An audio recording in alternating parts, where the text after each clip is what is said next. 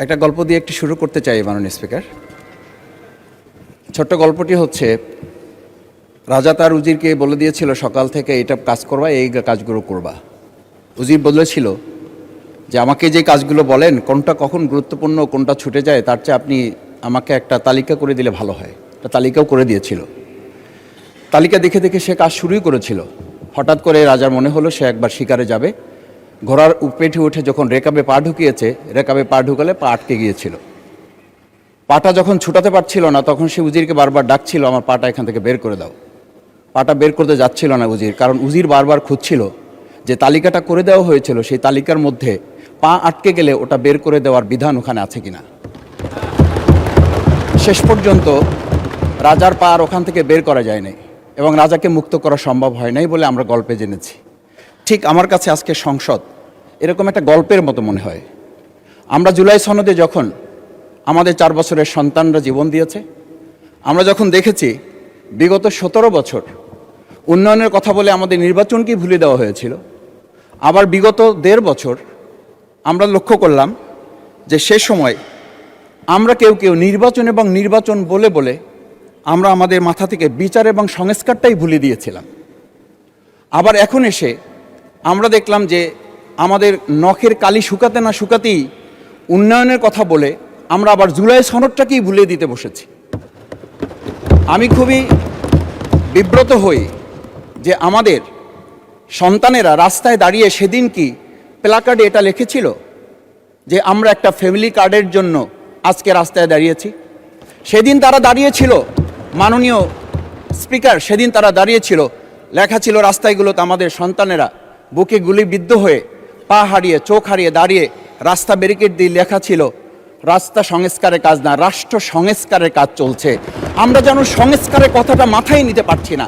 আমরা সংস্কারের পরিবর্তে এখন আমরা সংশোধনের দিকে যাচ্ছি। আমরা তো এই সংশোধনীর জন্য আমাদের ছেলেরা, আমাদের তরুণ যুবকরা, আমাদের জনতারা কাজ করে নাই। আমি একটা কথা পরিষ্কার বলি, অ্যামেন্ডমেন্টের জন্য তো শেখ হাসিনাও সেদিন অফার করেছিল 24 ঘন্টা দরজা খোলা আছে, তোমরা সংশোধনের জন্য আসো। সেদিন এই ছাত্র জনতা সংশোধন মেনে নেয়নি, তারা সংস্কারের জন্য কথা বলতে চেয়েছিল। আজকে আমরা সংস্কারটা মাথায় নিতে পারছি না কেন? মাননীয় স্পিকার, আমি আর একটা কথা আপনাকে একটু স্মরণ করানোর জন্য বলছি। আমরা ছোট সময় আমি বাংলায় সাহিত্যে অনার্স করা, আজকে আমাকে আপনি স্নেহের সাথে মাসুদ বলে বলেছেন। আমার সংসদের নাম শফিকুল ইসলাম। এই মাসুদ নামটা যারা একেবারে খুব আমাকে স্নেহ করেন, আদর করেন, তারাই ডাকেন।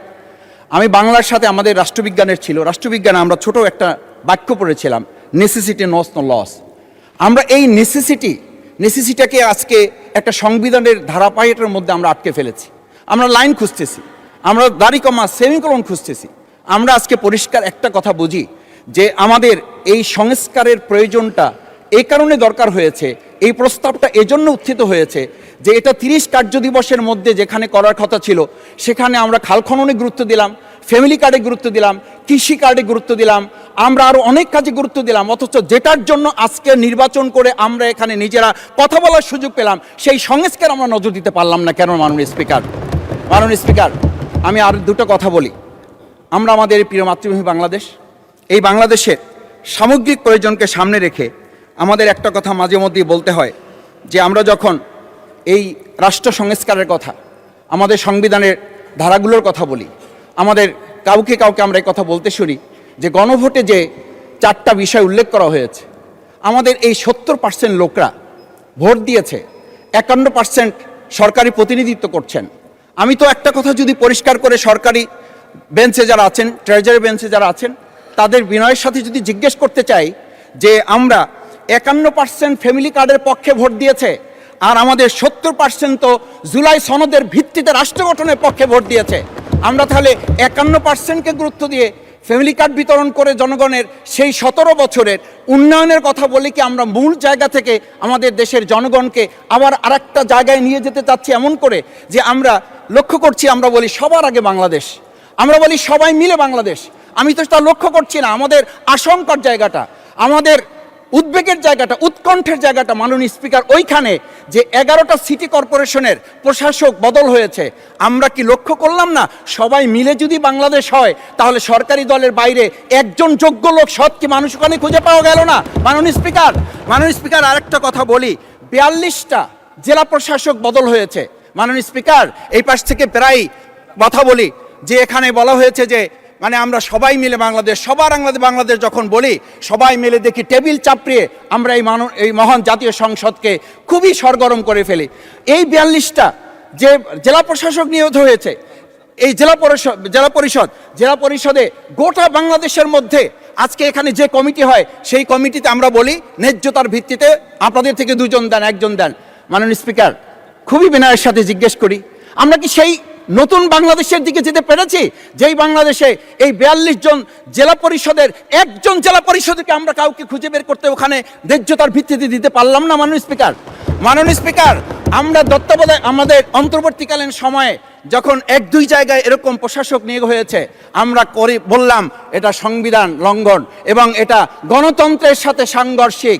আজকে গণতন্ত্রের নির্বাচনের ভিত্তিতে আমরা যখন একটা সরকার পেলাম, সেই সরকারে স্থানীয় নির্বাচনের দিকে না গিয়ে যেখানে সরকারের প্রশাসক ছিল তাদেরকে তড়িঘড়ি করে বদল করে বিশ্ববিদ্যালয় গেলে থেকে শুরু করে নিজ দলীয় লোক গ্রহণ করে, আমরা কি এটা বলতে পারি যে সবাই মিলে বাংলাদেশ এবং সবার আগে বাংলাদেশ আসলে এটা আমাদের দেশে আসছে? আমরা বলতে পারি না বিধায়ী আজকে জুলাই সনদ বাস্তবায়ন এবং তার ভিত্তিতে আমাদেরকে এখানে শপথ গ্রহণ করানো হয়েছে। আমাদের এই ট্রেজারি বেঞ্চ থেকে আমাদেরকে বলা হয় এটাই নাকি অবৈধ হয়েছে। অবৈধ একটা কাজ জাতীয় সংসদে আমাদের কাছে কাগজ প্লেস করেছে কে? যারা প্লেস করেছে তাহলে তাদেরকে তো আগে আইনের আওতায় নিয়ে আসা উচিত। এই অবৈধ কাজে আমাদেরকে কারা সহযোগিতা করেছেন? এই অবৈধ প্ররোচনা আমাদেরকে কে দিয়েছেন? এটা তো আমরা জোর করে কেউকে ঘরের পকেট থেকে আমরা নিয়ে আসি নাই। মাননীয় স্পিকার, আমি তো বাউফল থেকে আমার এই মানে সংস্কারের শপথের জন্য আমি তো কাগজ বাউফল থেকে নিয়ে আসি নাই, এখান থেকে দেওয়া হয়েছে। মাননীয় স্পিকার, সবশেষ বলবো, আসুন সময় থাকতে নাহলে গুলো আকাশ ছবি প্রবাসীর হেলিকপ্টারের মাধ্যমে বিয়ে, জন্মদিন অথবা যে কোনো বিশেষ প্রয়োজনে হেলিকপ্টার ভাড়া করতে যোগাযোগ করুন স্ক্রিনে দেয়া নাম্বারে। প্রবাসীর হেলিকপ্টার, নিরাপদ ও সাশ্রয়ী বাহনের বিশ্বস্ত নাম।